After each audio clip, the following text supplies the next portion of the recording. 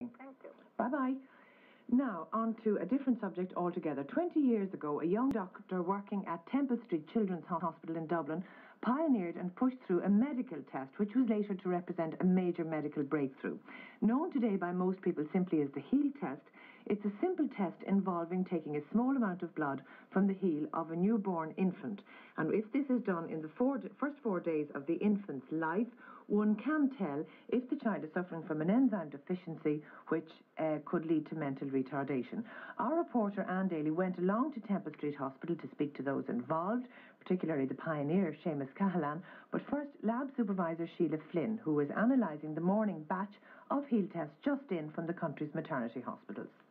The postman brings me in my work in the morning and we do them that day. Post-test, every blood is tested, immediately it comes in.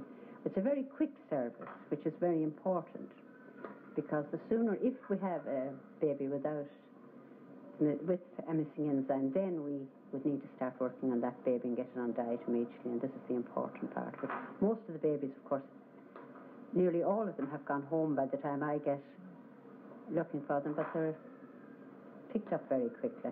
And if for any reason or other you're a bit worried or concerned, the test will always be done a second time? The test will always be repeated. I repeat them when I see, if I'm not satisfied that there's insufficient blood or the baby's on an antibiotic, I will request repeats sent out immediately. Looking at what you're working on there at the moment, to somebody like myself, the uninitiated, they all look the same, but obviously they're not the same. No, they're not. Each plate there, there's an agar with a B-cyclus and with an inhibitor, and each plate is made up differently, because each of them have, I'm looking for a different enzyme in each one of them.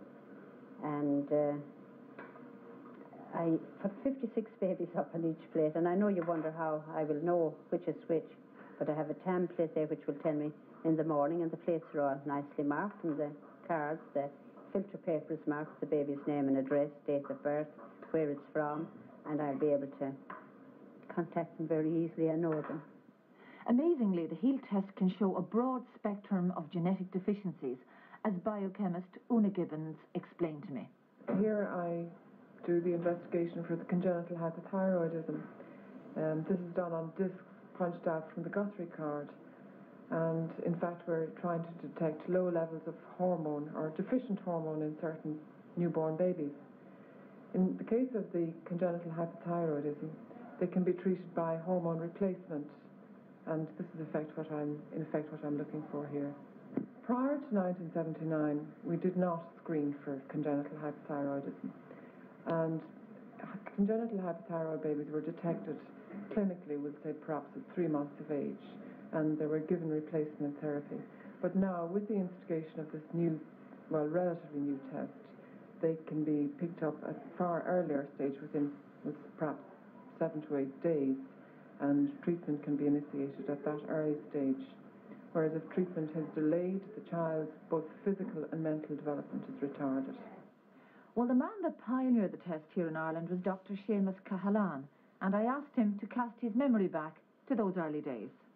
One had to convince a lot of people, particularly in the Department of Health, and also some colleagues, that this was a valid and worthwhile procedure. The concept of carrying out a blood test on every baby born in the country was obviously revolutionary, but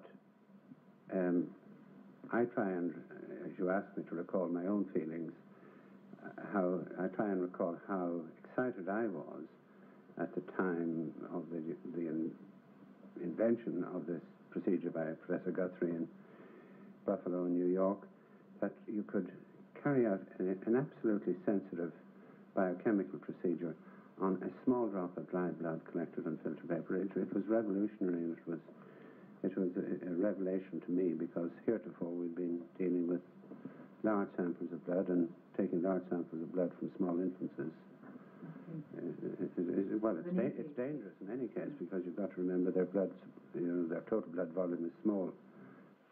That report from Anne Daly on the heel test, which was a marvellous breakthrough medically at its time.